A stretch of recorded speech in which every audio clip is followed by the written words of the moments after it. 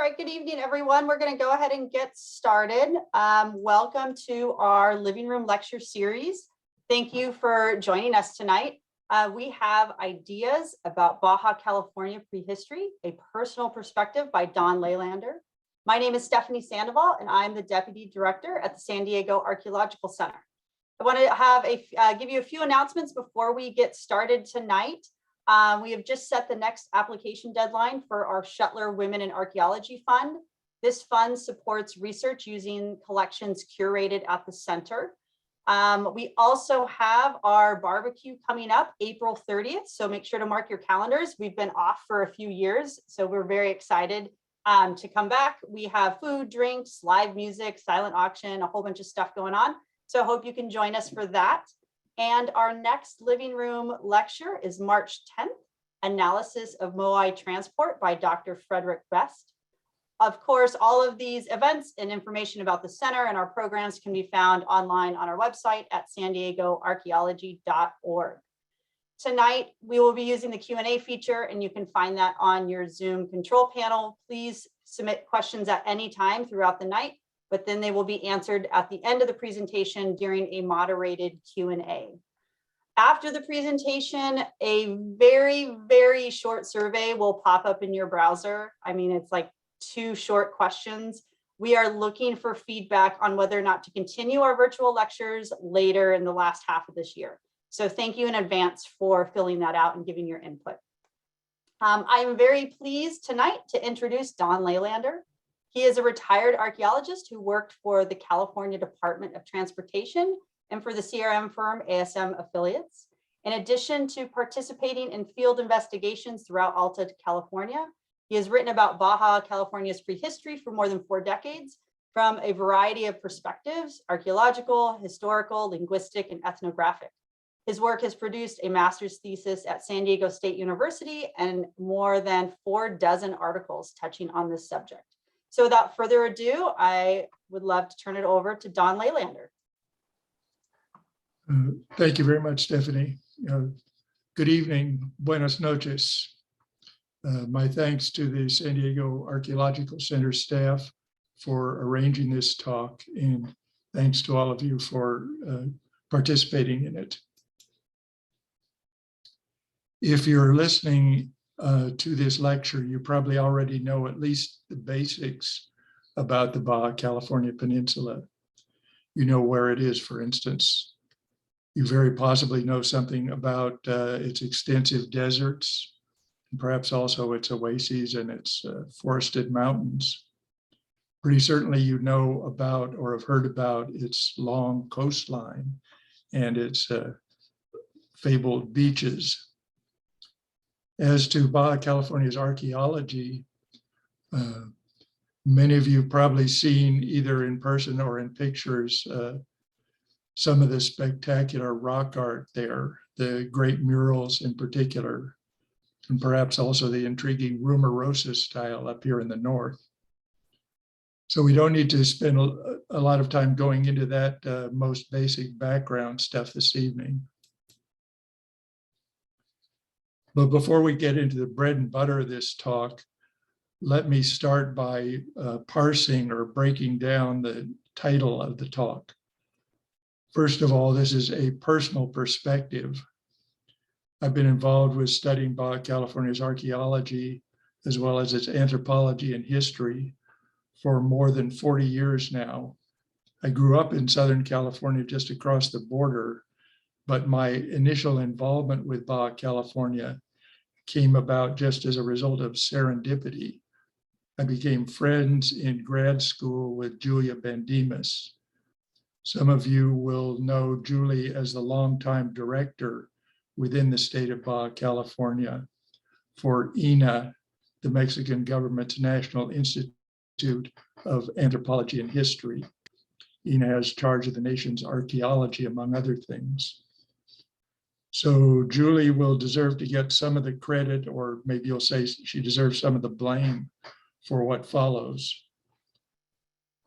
If you're expecting to see tonight an archaeological travel log, or maybe to hear a talk about something like the adventures of Indiana Jones in Baja California, then I'm afraid you're probably in for a disappointment. My professional career as an archaeologist in Alta California did involve doing a lot of field work in many different parts of the state. But the truth is that south of the border, I've done hardly any significant field work, and what there was mostly limited to the north. I'm sure that some of you know the region on the ground a lot better than I do. My main source of primary information about Baja California's archaeology hasn't been my own eyes. It's been what I've managed to take, or you might say to steal, from other people's written or spoken words, although hopefully I've given them due credit. Next in the title, ideas about prehistory. Prehistory is a branch of history, and there are several different kinds of history. There's documentary history, finding out the immediate facts about the past, most often in libraries and archives. For prehistory, the counterpart of that documentary history is the field work and laboratory studies that are done by archaeologists, ethnographers, linguists, natural scientists, and others. That's documentary prehistory, assembling the raw evidence that bears on the past. A second kind of history is narrative history. That's telling human stories that are true, or at least they're as true as the historians can manage to make them. At its best, narrative history can be literature, but I'm afraid that prehistorians are only rarely able to present their findings as real contributions in a literary way. Another kind of history is history that's used to advocate or to assert ownership or to serve as partisan propaganda, whether that propaganda is in the interests of a nation, an ethnic group, a race, a religion, a class, a party, a gender, a family, or even an individual. That's history being used to celebrate or to blame, to separate out the good guys from the bad guys. In my view, that's a serious misuse of history. History used as propaganda is almost always less than fully honest. It's also a waste of history's real potential value. It prioritizes reinforcing or manipulating people's emotions and their prejudices rather than enhancing their understanding. There is also a propagandistic prehistory. That's prehistory when it's used to assert claims for the future by praising or deriding peoples and cultures. And that's definitely not what I'm about tonight. And finally, there's analytical history. That's history that tries to figure out as dispassionately and as objectively as possible, not only what happened in the past in broad strokes, but also why it happened the way that it did. And that's my favorite kind of history. Prehistory as a social science, prehistory as scientific anthropology. That's where I believe investigations in Baja California have made some real contributions and where they can continue to make more of them. And that's what I'm trying to focus on this evening. So why to choose to focus on this particular aspect of the past? Why prehistory? This is arguably the most difficult kind of history to do. And because of that difficulty, it's very naturally underrepresented. Prehistory is most of the human past. If the species Homo sapiens has been around for maybe 300,000 years or so, then the period of written history represents no more than about 2% of that past, even within favored regions. And it's a whole lot less than 2% in most places. It's more like 1/10% in this part of the world. But much more important than this matter of proportionality, I think, is the matter of sample bias. Written history is limited to literate cultures and to the non-literate cultures that the literate ones were impacting. Those are most certainly a very diverse group, but they still make up a biased sample of human cultures in general. If what we'd like to do is to understand the true range of humanity's experience and its cultural diversity, we can't afford to overlook its prehistoric past. Prehistory has been my own professional focus in both of the Californias, Alta and Baja. I have written about the historic period in Baja California's past and about its ethnography. And those are certainly very worthwhile interests to pursue for their own sake. But I've generally come to them with an ulterior motive in view. That motive has been to try to get out of them some indirect evidence or insights into the prehistoric past. I made several attempts to write about various aspects of Baja California's prehistory in general. But in particular this evening, I want to turn to an introductory chapter to a book that Jerry Moore and I edited in 2006. In that chapter, attention was given to 7 general and debatable issues or themes concerning prehistoric Baja California. Those 7 issues are the ideas that the title of this talk is referring to. I'd like to try to review and update for you briefly where I think we stand with regard to each of those 7 issues, and to invite you to give them some thought. The first question concerns how long people have lived on the Baja California Peninsula. The answer to that question has got to be inextricably linked to the larger question of how long people have lived in North America in general.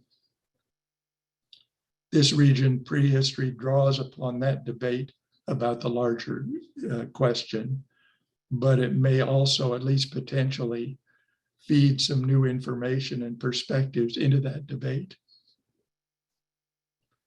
There are what seem to be sound radiocarbon dates within the peninsula that go back about 12,000 years. Those come from work that's been done by Harumi Fujita on Isla Espiritu Santo, by Matt Delorier on Isla Cedros, and by Lucero Gutierrez and Justin Hyland in the Sierra de San Francisco. And just as a brief digression, you may have noted that 2 of those 3 locations, Cedros and Espiritu Santo, are islands, but neither of them was an island back in the terminal Pleistocene when they were evidently first occupied. Back then, they were peninsulas attached to the mainland of Baja California. The slide suggests where Baja California's coastline may have been with the lower sea level of that early period. In addition to the early radiocarbon dates, we've now got several fluted projectile points or Clovis points, if you like to give names to point types, although that's not a practice that I'm sold on myself. But at any rate, those points may possibly suggest dates of around 13,000 years ago. So far, all of this would be compatible with the ice-free corridor or Clovis first scenario for the initial arrival of humans in the parts of North America south of Alaska. For a long time, this was archaeologists' favorite interpretation, but there's increasingly interest in an alternative scenario and increasing evidence in support of it. This is the coastal migration hypothesis. According to this one, 1,000 years or more before an ice-free corridor had opened up between the Laurentide and Cordilleran ice sheets in Canada. And before fluted points had come onto the scene, people from Northeast Asia had already skirted the western edge of the Cordilleran ice sheet, in part using boats probably. At any rate, as far as I'm aware, Baja California hasn't yet given up any solid evidence either for or against the coastal migration hypothesis. But geographically speaking, this seems to be a logical place to look for that kind of evidence. Alan Bryan and Ruth Grun did some excavations, at least partly with that objective in view. They dug at Laguna Seca Chapala in the Central Desert, and more promisingly at Abrigo de los Escorpiones. This latter site is a very deep archaeological deposit inside a rock shelter on the northwest coast near San Vicente, and it does have a terminal Pleistocene radiocarbon date. Fujita has also been addressing this problem of Pleistocene origins in her ongoing work in the Cape region. And Lauren Davis and Amy Gusick have brought an archaeogeological perspective to the problem of deciding where we should be looking for early sites. Unfortunately, it seems there's nothing definite to report as yet, but as the saying used to go, stay tuned for more.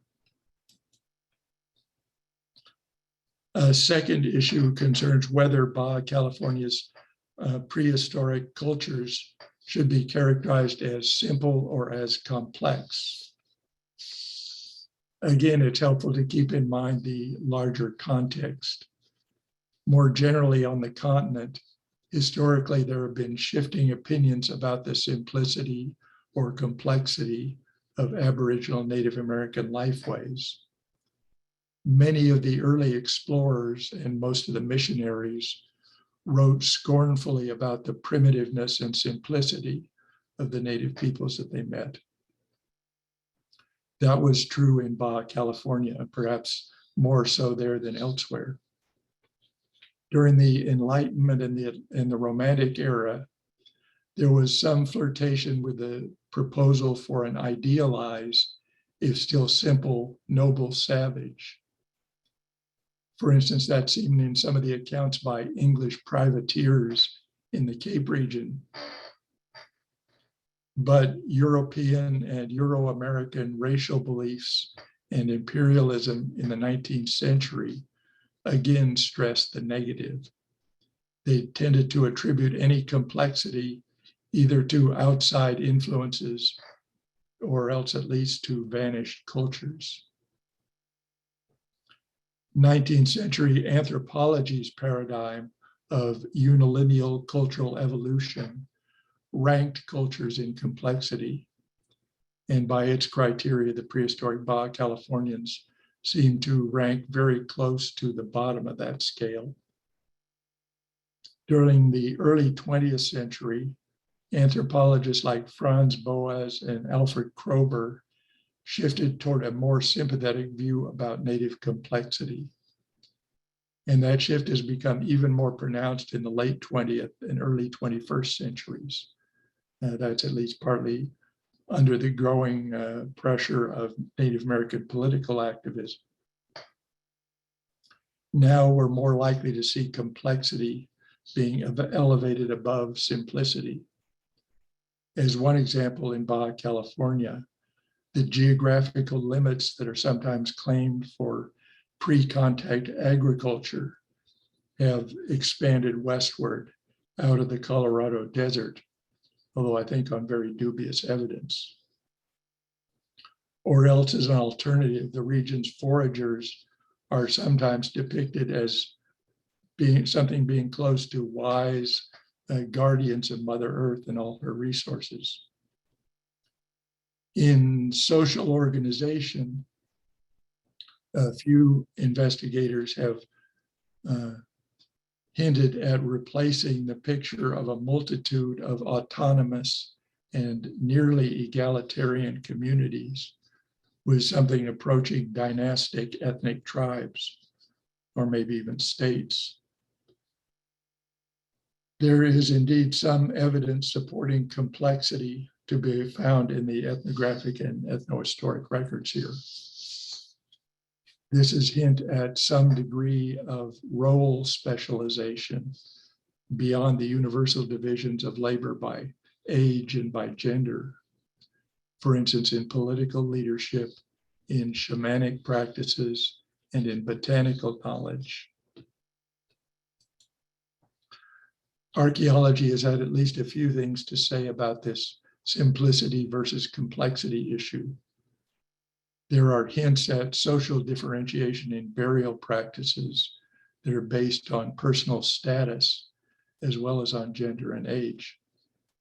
For instance, this is seen in the central part of the peninsula, where Eric Ritter and I are just now publishing an overview of burial practices there. Prehistoric archaeology in Baja, California has been documented by,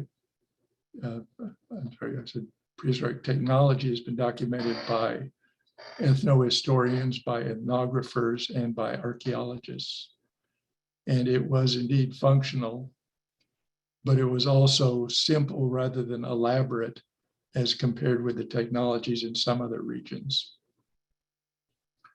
Rock art was highly developed in some subregions of the peninsula, in particular in the central peninsula's famous great murals. But at least in my view, neither the utilitarian material culture nor even the most impressive of the peninsula's rock art necessarily seems to imply social complexity in the form of production by craft specialists.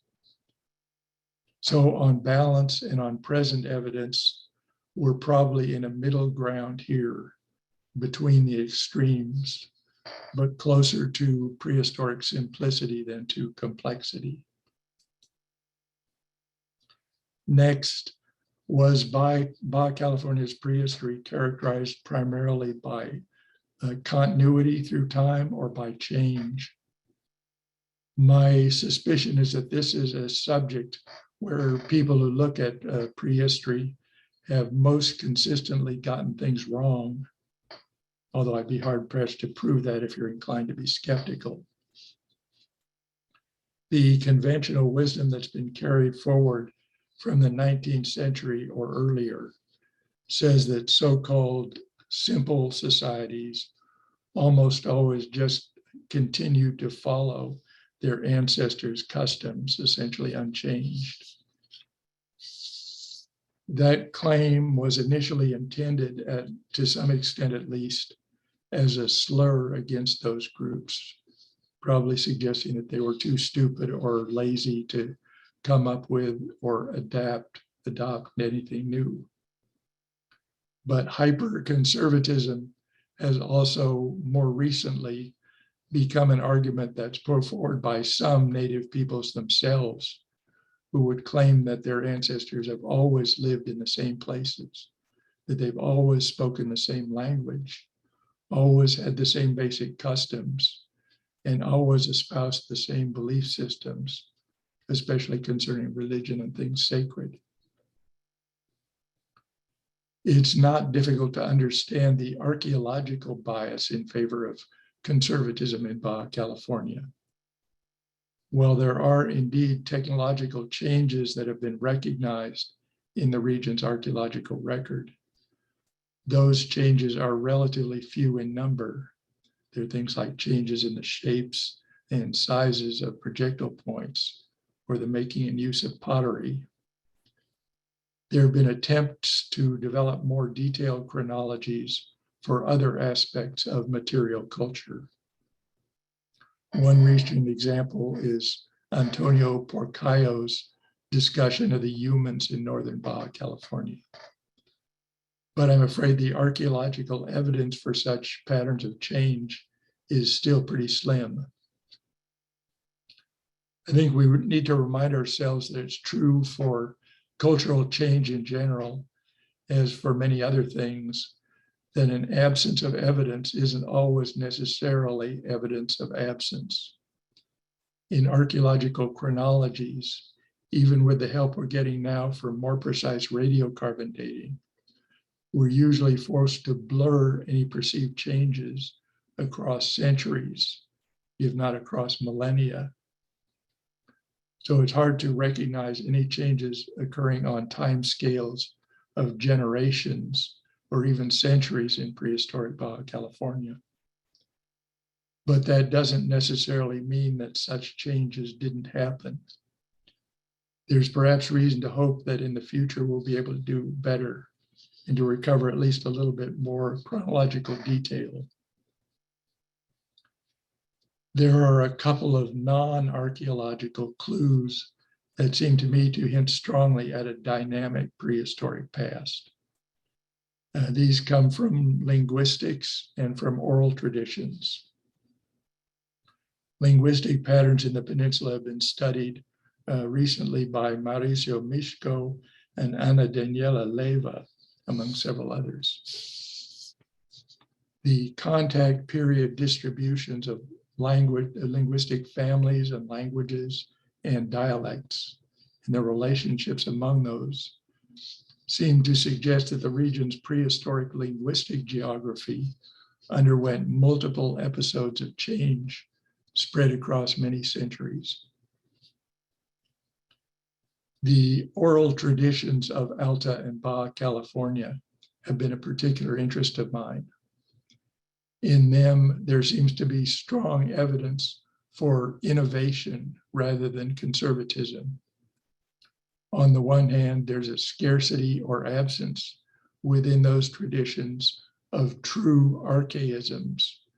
And by archaisms, I mean things in the narratives that wouldn't fit with the contact period conditions. They wouldn't fit because they had been carried forward unchanged from conditions in the distant past. In contrast to this,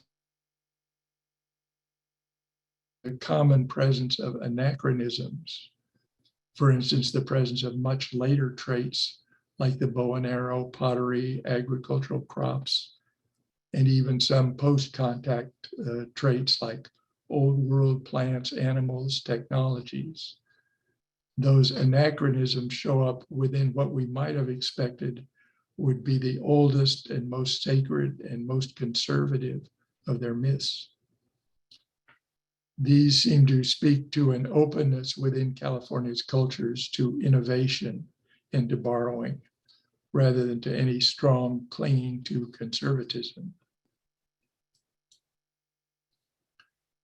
The next issue concerns prehistoric isolation or connections, both inside the peninsula and outside of it.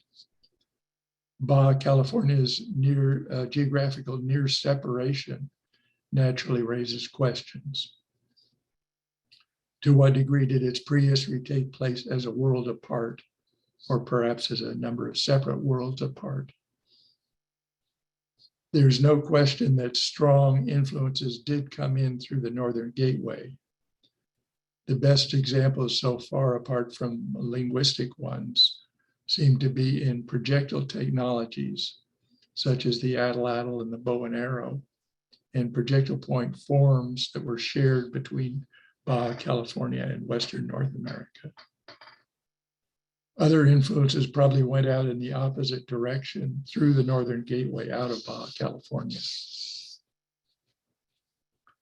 There's at least the possibility that significant influences came in from Sonora or went out in the opposite direction across the chain of islands in the middle of the Gulf of California. Shane McFarland and Celeste Henriksen have tried to address such influences.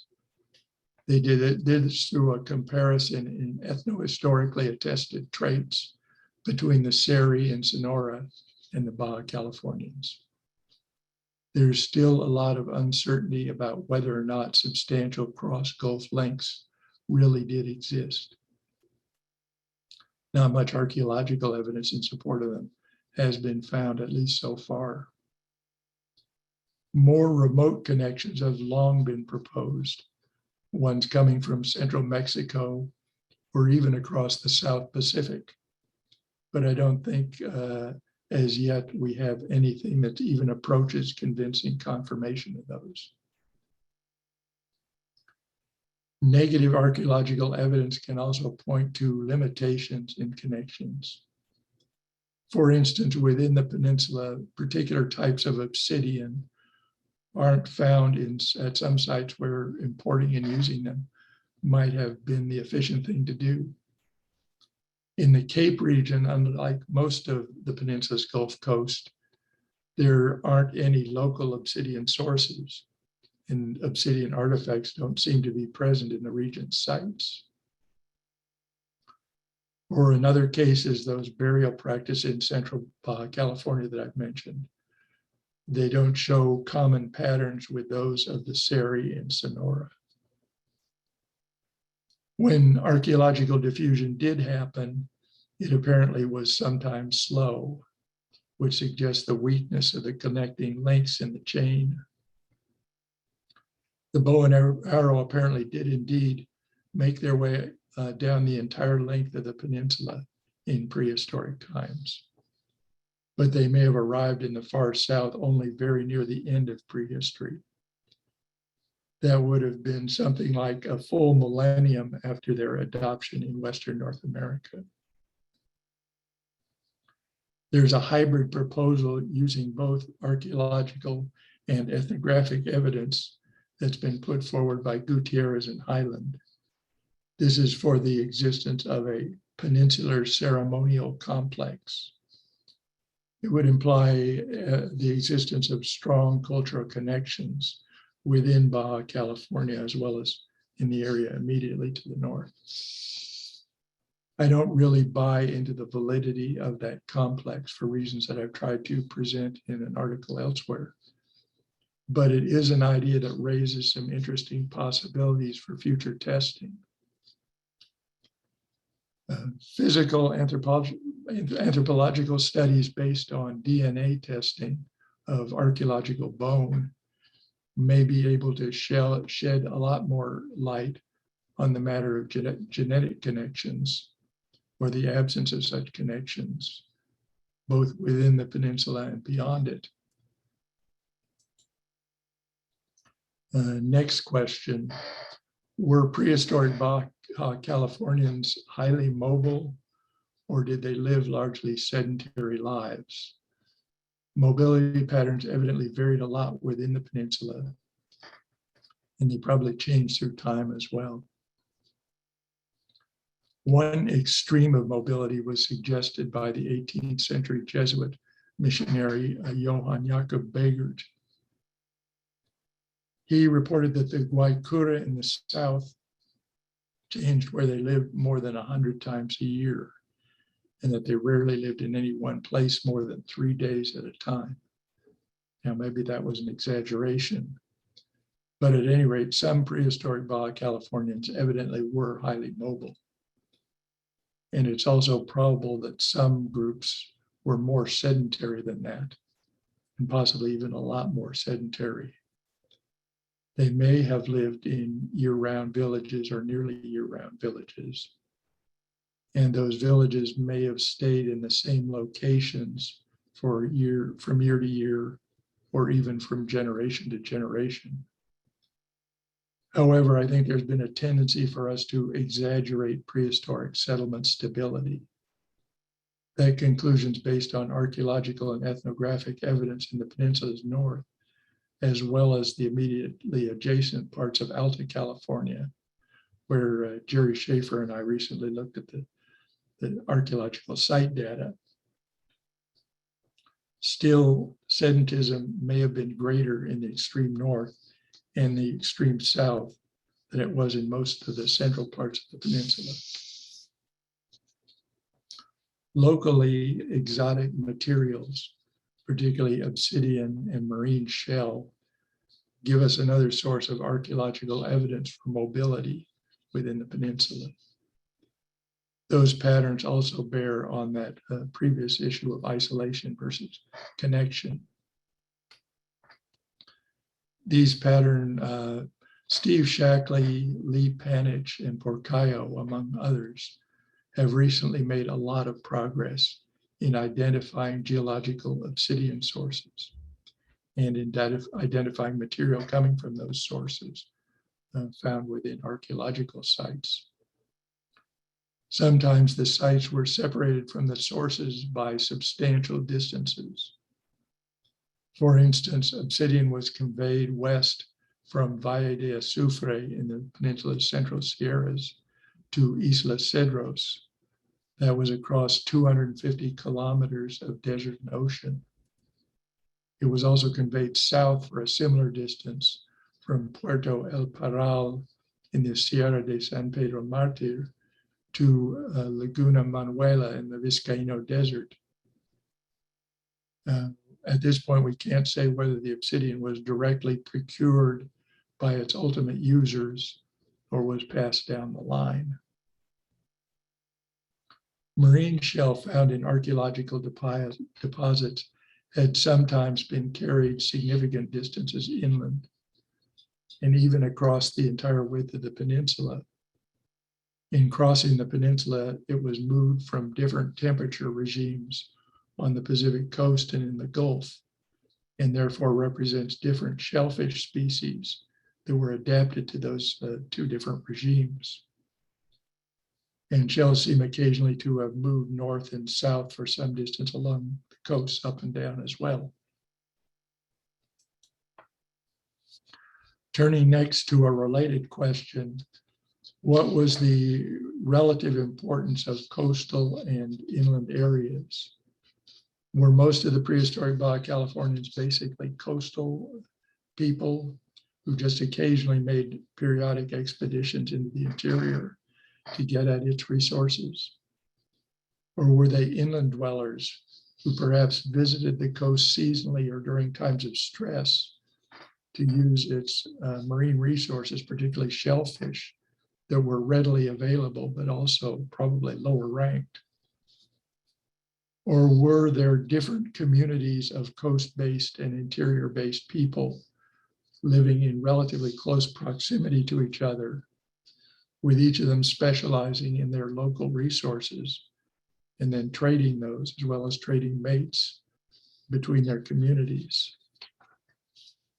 The evidence suggests that all three of those scenarios held true in different parts of the peninsula, and that they probably changed during different time periods as well. Of course, freshwater's reliable availability in close proximity had to be a critical factor for the settlement in most of this region. That was true both on the coast and in the interior. And obviously a significant factor was the relative richness or poverty of the local faunal and floral resources on coastal and inland areas in different parts of the peninsula. For assessing the relative likelihood of a focus on inland resources in particular, there's not only the question of the quality of those resources, but also their quantity. Were the interior areas large enough and diverse enough to support whole human communities on something like a full-time basis? That was probably true in the far north, and it probably wasn't true on the islands, for instance. And if long-term storage of resources often wasn't possible, was the resources availability during various seasons spread out enough to make for a complete annual round spent in the interior alone? Again, that was likely to be true in the north, but perhaps it's uncertain in other areas. Ritter's study in the Central Peninsula at several major bays have given insights into this dichotomy of coast versus interior. For instance, at Bahia Concepcion and Bahia de Los Angeles, there's evidence of base settlements with a primary focus on the coast. Whereas at Bahia San Luis Gonzaga and the Vizcaíno Desert Lagoons, visitors to the coast seem to have been based in the interior. The latter pattern was also found by Highland and Gutierrez on the Gulf Coast opposite the Sierra de San Francisco. Moore's work in the El Rosario San Quintin area in the north has addressed similar issues. And in that case, again, he argued for an inland rather than a coastal orientation. Recent studies by INA personnel, including Maria Flores Hernandez and Manuel Eduardo Perez Rivas, have attempted to model settlement strategies across extensive inland and coastal areas in northern Baja California. Studies of stable carbon and nitrogen isotopes in human bone have been used in some cases to distinguish dietary types as having been focused either on marine resources or on terrestrial ones. Those include studies by Eldon Molto and Brenda Kennedy, and by Molto and Fujita in the Cape region, by J. King in the Central Peninsula, and by Teresa Schober and Molto on the peninsula's northwestern coast. Such studies as these may have important future potential for distinguishing coastal and interior orientations more widely in this region. With regard to coastal settlement, it's useful to differentiate between littoral and maritime practices. In their extremes, that's between lives that were limited to the shoreline on the one hand, and the extensive use of watercraft on the other. Faunal analyses, such as those by Andrea Guia and many others, leave no doubt that prehistoric coastal groups extensively exploited fish and shellfish, including some that came from beyond the enclosed bays and the surf zone. The archaeology of Baja California's numerous islands is significant here. The large islands of Cedros and Espiritu Santo have already been mentioned. As I've said, they weren't islands when they were first occupied, as far as we know, at the end of the Pleistocene. But after they became islands in the early Holocene, they continued to be occupied and to maintain their contacts with the mainland right down to the Jesuit mission period in the 18th century. In the case of Cedros, at least, maintaining links with the mainland across something like 20 kilometers of open ocean presented some serious challenges. That may suggest a significantly maritime orientation. In addition to those two extensively studied islands, there's archaeological and ethnographic evidence that most of the region's numerous islands of any size that have been looked at were occupied, or at least visited aboriginally. Tom Bowen has documented this for the numerous islands in the Gulf. Porcayo and other archaeologists from INA and from San Diego State recently investigated the islands on the west coast that lie between the international border and Cedros, and they found occupations on them. The noteworthy exception seems to be Isla Guadalupe, which is located far out from the western coast. An argument might perhaps be made that if the prehistoric Baja Californians had been strongly maritime, like for instance the Chumash and the Gabrielino or Tongva here in Alta California, they would have reached this island and they would have left their traces on it.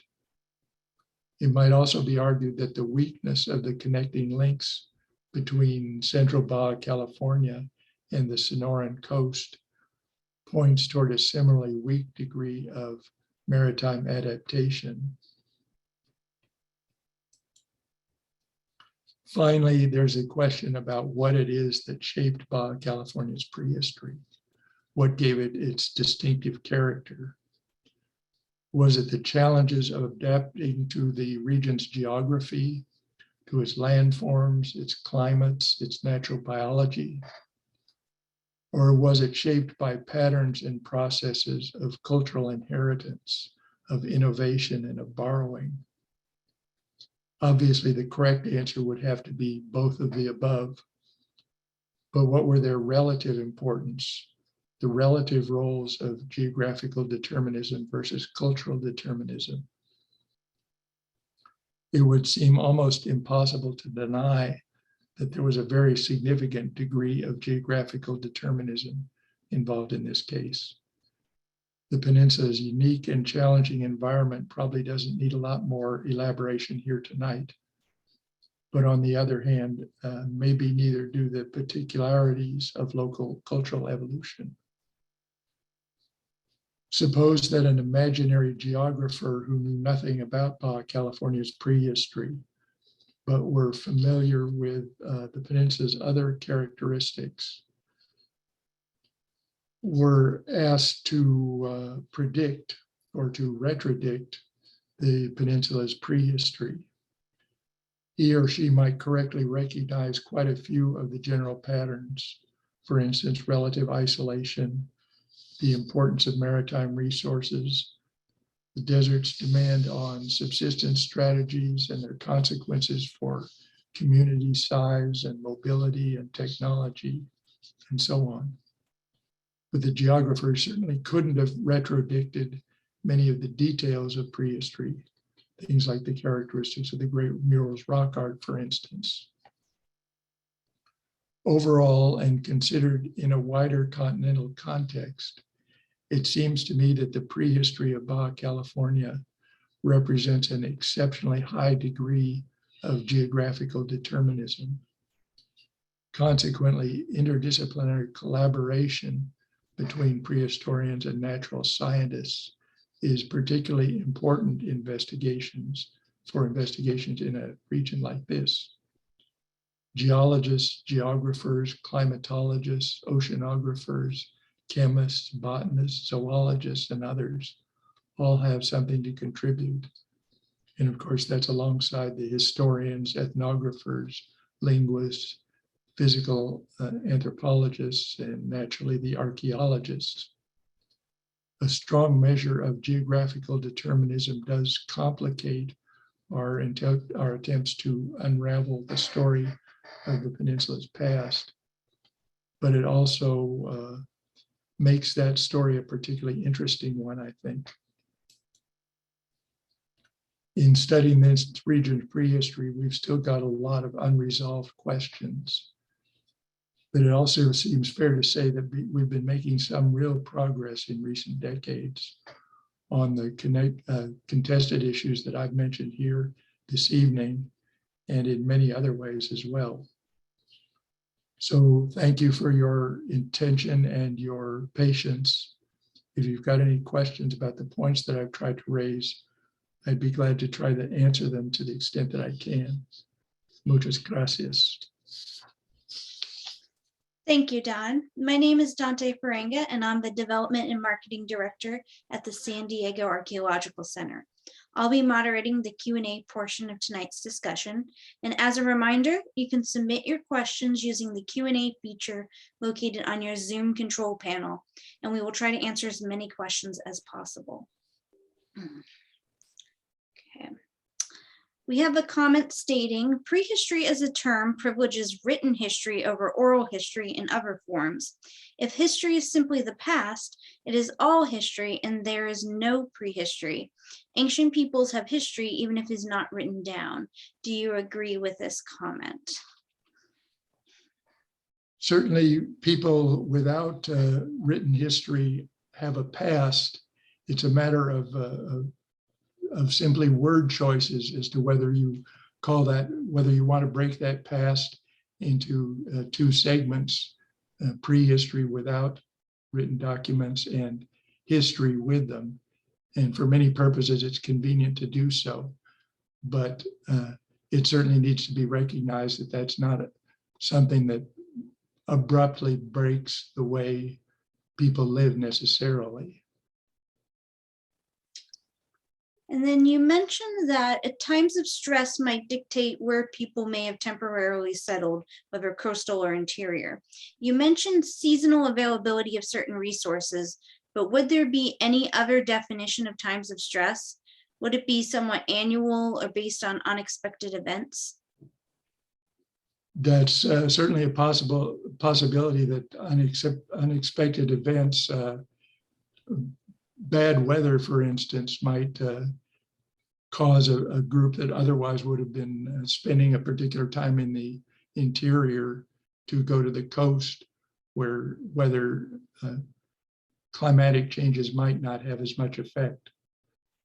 So yes, that is possible. There are other reasons that people might experience stress in the interior and go to the coast. Where are the most significant archaeological sites and what makes them significant? That's a very tricky question.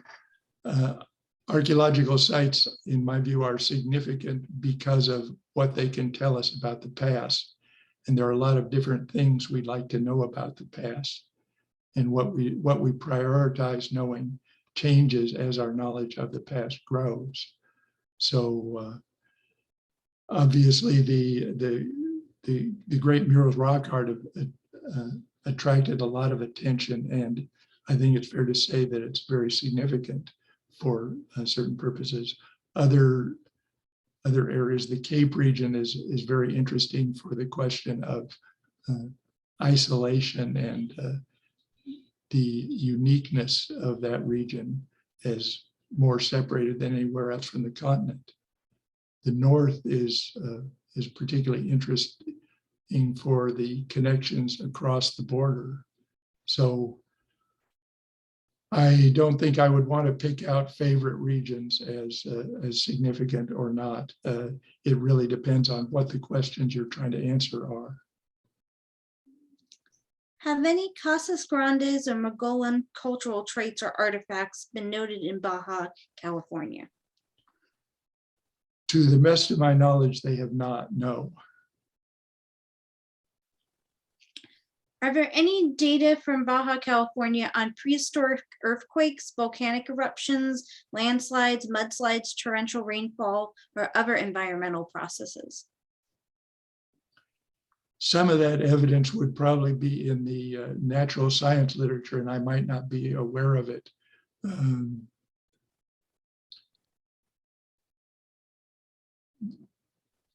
The big event, one of the big events that we are aware of archaeologically is Lake Cahuilla in the northeast, which periodically filled a very large area in the middle of which the Salton Sea now lies.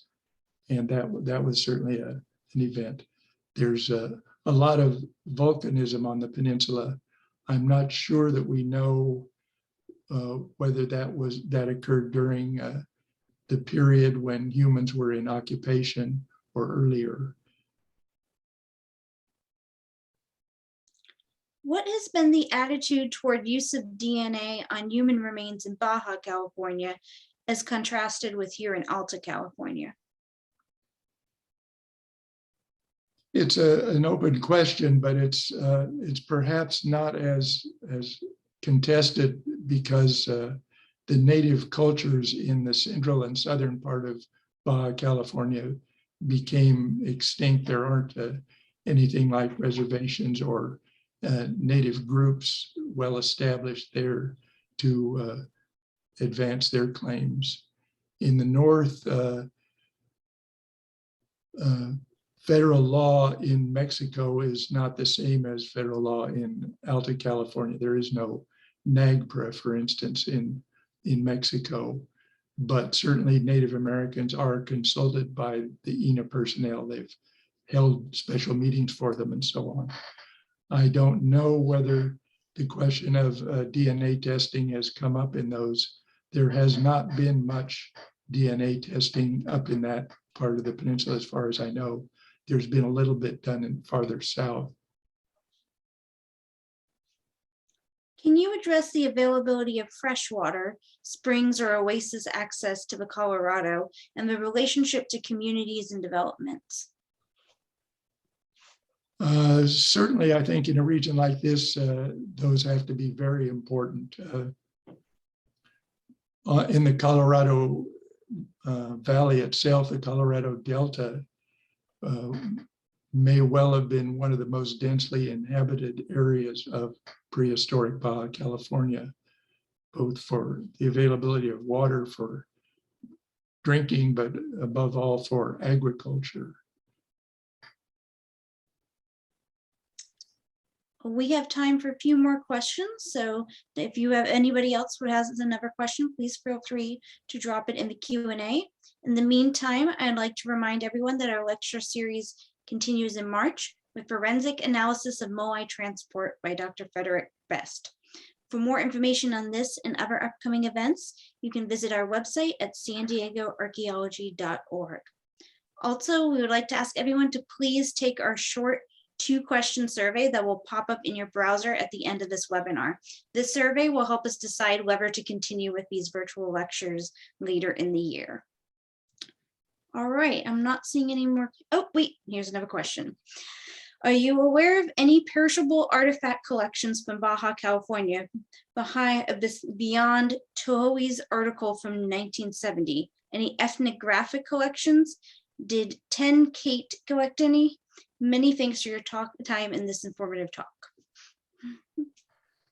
There are definitely some perishable materials that have been collected, particularly in cave sites. Some of the work in the Sierra de San Francisco and the Sierra Guadalupe and the Central Peninsula, they've found good perishable materials. And some perishable materials are found in the Cape region burials, the Las Palmas collection down there.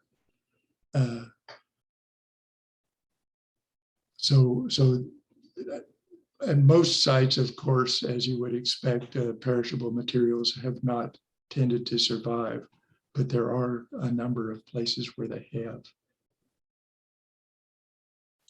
Have there been any significant problems with pot hunting in Baja California?